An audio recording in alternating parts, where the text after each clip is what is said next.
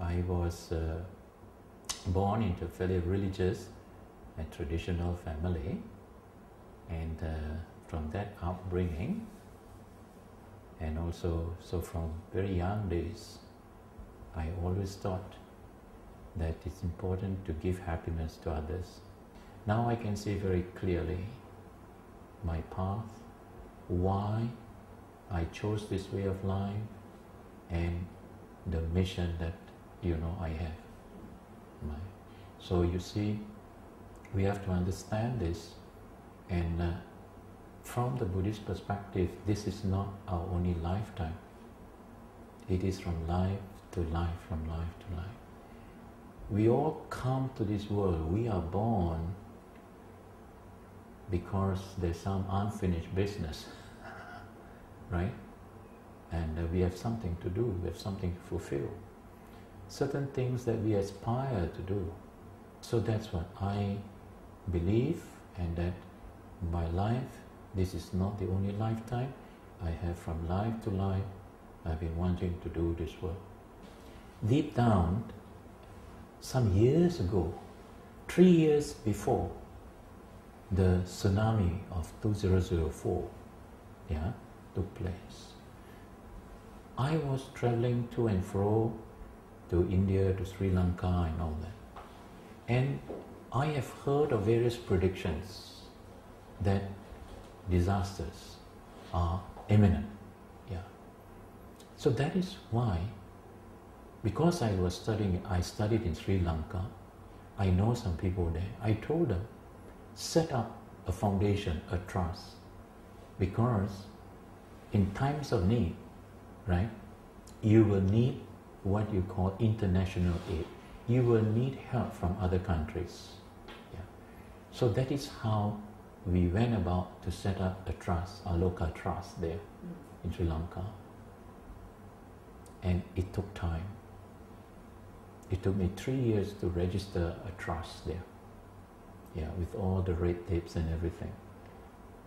When it was registered on the 1st of December 2004, 25 days later, the tsunami took place. But the people were there already. I have the, what you call, set up those people, and then so when the funds were collected in Malaysia, these things, my teacher told me, can you help these people? So that is how, we help with the construction of hospital there, with a new wing of the hospital there.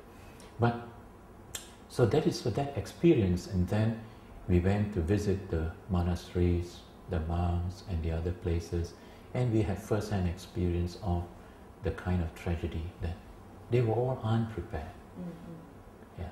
But we also saw the spiritual, how spirituality was so strong, and the value of spiritual values in such times. At this point of time, when I mentioned to you the changes, the vast changes, rapid changes that are taking place, that this is what we are trying to pioneer, is this, to try to get together what we call alert. Alert is an emergency, a local emergency response team. The word R is first readiness, to teach people how to prepare themselves, and then after that we move on to respond, then to relieve, then to rehabilitate.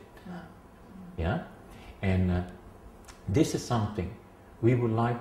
This is our first step to bring the Buddhists together, community together, and then the message is for them that we have to work with others.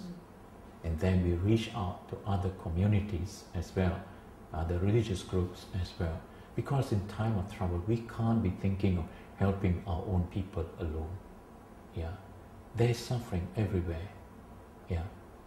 A large part of the training in the disaster management is spiritual in nature. Whilst we must learn the first aids, we must learn how to, what you call the psychological aspect, counseling and so on, yeah. But because when material things don't work, when technology fails, what else do we have? We need to learn to pray. We need to learn to go inside and connect with our higher spiritual masters. That's what, and that is what meditation. That's what we connect with the retreats that we are running. We have been running retreats after retreats. Yeah, it's actually the retreats for them to look inside, right? And it's not only a relaxation. It's not only, but it is actually to look inside and to gain the insight, to see the true nature of the self, to realize themselves more and more. Yeah. And at the same time, develop the kind of faith. Once they have the faith, the confidence, because in times of danger, in times of crisis, it is the faith, the confidence that they have in moral and spiritual values that will give them the strength of mind to face and confront difficulties. You work in a management field, how to solve problems. I studied how problem solving. When we are faced with certain situation and the problems, first we have to identify this is the problem and what is the cause of it. Is there a solution? And how do we go about it? This is the application of Four Noble Truths. So this Four Noble Truths is actually the way to end suffering, the way to put an end to problems, conflicts and sufferings. And that is the message that is universal, and this is the message that we want to put across to the world.